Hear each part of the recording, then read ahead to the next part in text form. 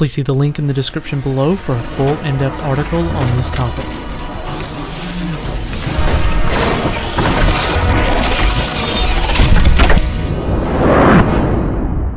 Well guys, welcome back to WCCF Tech TV. It's me, Keith, again. And in the late 2015 season, AMD and Radeon Technologies Groups were at it hard and strong with the development of the division of Radeon Technologies Groups, as well as the big release of their Radeon software Crimson Edition. Now, leading into 2016, we were all expecting new GPUs to be coming out, well, a new process node. And today, AMD has made the announcement of their upcoming 4th generation GCN architecture, better known now as Polaris. Now, what is Polaris? Polaris is the 4th generation GCN architecture with a next generation display engine and next generation multimedia capabilities.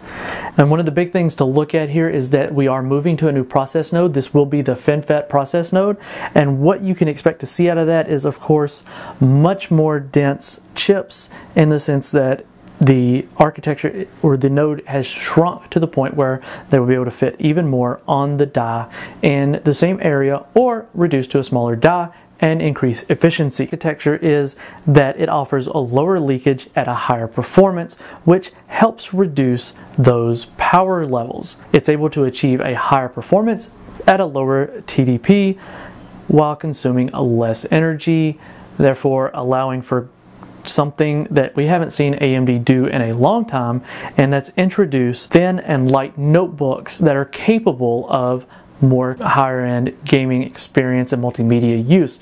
At the moment, you go and you buy a mid to higher end laptop, and chances are you're going to be looking at their competitor for the solution. So this will hopefully make the mobile space even more competitive. Now let's take a look at the Polaris architecture itself. AMD is claiming a historic leap in their performance per watt in their Radeon GPUs, and we've already seen that they're capable of doing some really good things with the FiGXT architecture. Hopefully they take what they learned there, which I assume they will, and carry it over into an even more energy efficient scenario. Now, to look at the actual architecture itself, we see that we're carrying over the idea of the compute engines, which, as we see the newer benchmarks come out from DirectX 12 titles that take advantage of the asynchronous compute engines, we see that AMD was quite forward-thinking with these technologies. And it's going to carry the same scheduler, so you can look at a very similar structure in stream processor count as far as how many asynchronous compute engines you see per set of stream processors, but they haven't announced the number of stream processors you can expect to see on the new Polaris architecture, so that we're going to have to wait and see. Now it's carrying the similar rasterizer as well as the same renderer backend.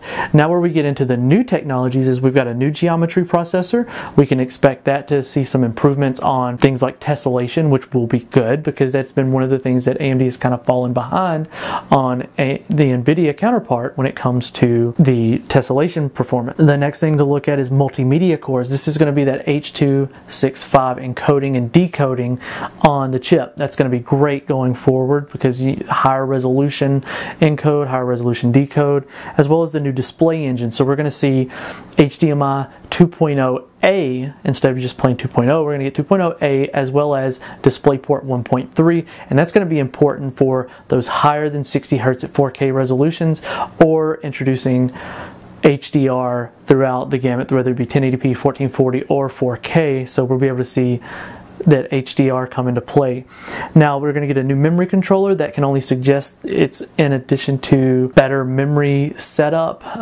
It doesn't say in any of here what it is, so I'm not going to speculate on that, but I think everybody kind of has an idea of what they can expect as far as memory goes on these newer GPUs. But the memory controller could also be in addition to handling more than just one type of memory. We'll just have to wait until we see more information from AMD on that.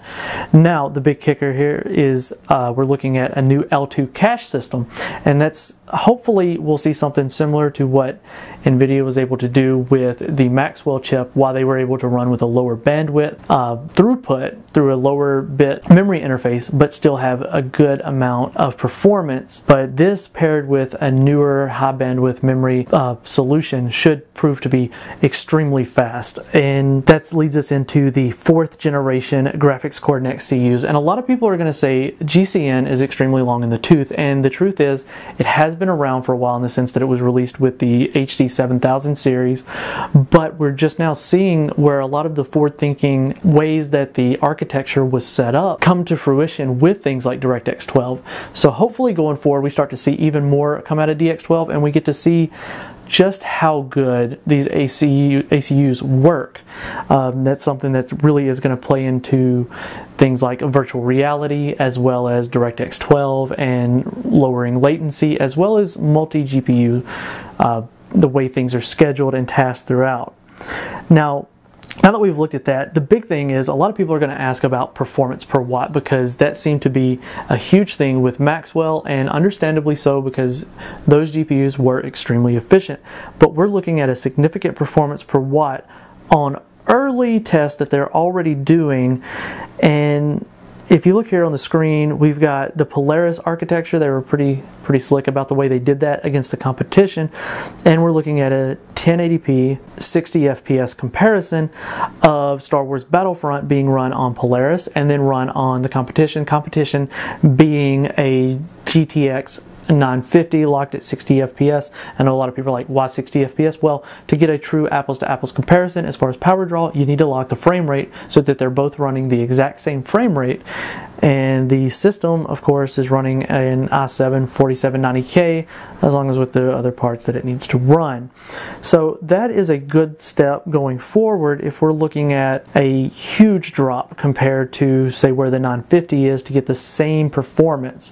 So you can run the numbers yourself and try and speculate. It's going to be pretty good in the end, and that's going to go back to those mobile solutions, being able to introduce really competitive solutions for the end user. And again, to wrap it up, that's the Polaris Architecture, a new GPU microarchitecture that's featuring the 4th generation GCN technology, HDMI 2.0A, DisplayPort 1.3, full 4K H.625 encode and decode, optimized implementation for FinFET, and a historic leap in performance per watt for AMD Radeon GPUs.